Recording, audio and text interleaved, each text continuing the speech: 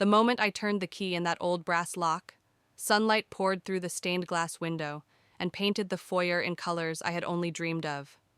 I stood there 26 years old, clutching a single houseplant, like it was my future, and I whispered, "This is where the healing starts." The Victorian house in rural Indiana had been on the market for months, priced too low for its wraparound porch and wildflower yard. I did not care about the rumors. I needed a place to rebuild after my fiancé walked out with half my savings and all my trust. This house felt like a hug from the universe. I spent the first week alone humming as I painted the kitchen sunflower yellow and hung fairy lights in the living room. My best friend Mia helped me carry in the couch. "Jennifer, you are glowing," she said, squeezing my hand. That night, we toasted with cheap wine on the porch swing, fireflies blinking like tiny promises. I posted a photo online. New chapter, new home, new me. Thousands of likes rolled in. I fell asleep smiling, the scent of fresh paint wrapping around me like a blanket. But what I did not know that night was that the house had already chosen its side. Around 2 a.m., I woke to the smell of pipe tobacco, thick and sweet, curling under my bedroom door. I sat up. The incident started small, like paper cuts to the soul. Lights flickered when I entered rooms. My phone would die at full battery, then reboot to photos I had not taken, blurry shots of the staircase, the attic door, my bedroom ceiling while I slept. I stopped inviting friends over. I did not want them to see me flinch at every shadow. One night, I found every drawer in the kitchen, pulled open silverware arranged into perfect arrows pointing toward the basement. The tobacco smell choked the air. I grabbed a flashlight and descended the creaky stairs, telling myself I was being brave. The beam caught on a stack of yellowed love letters tied with faded ribbon. I knelt, heart pounding, and read the first line. "My darling Evelyn, without you, this house is a tomb." The signature was Eli. I spent hours online that week piecing together Eli's story. He'd built the house in 1962 for his wife, Evelyn. They lost a baby late in pregnancy. Evelyn died of grief 6 months later. Eli stayed smoking his pipe in every room, writing letters he never sent. He died alone on the porch swing pipe, still warm in his hand.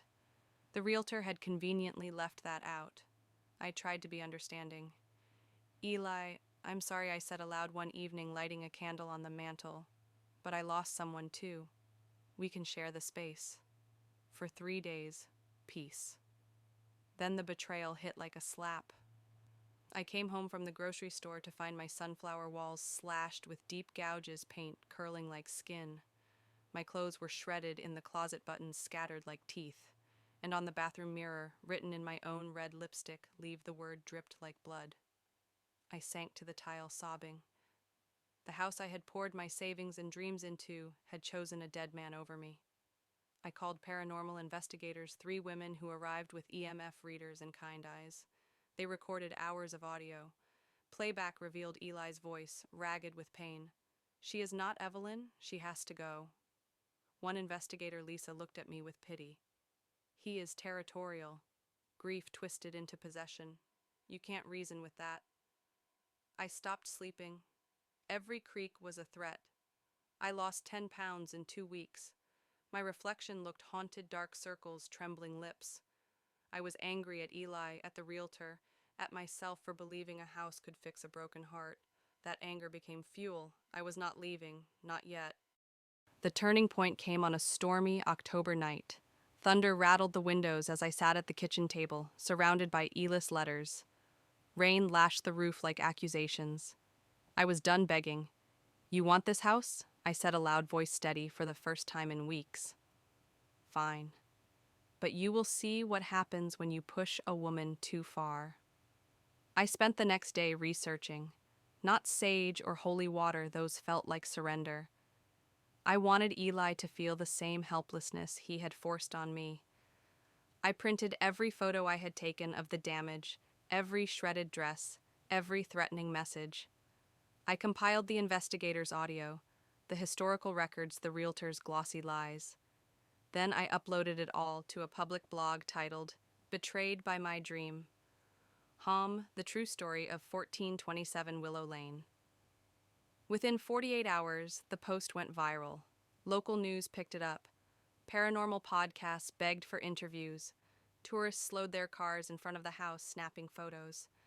The realtor's phone rang off the hook with complaints. Ella's sanctuary became a spectacle.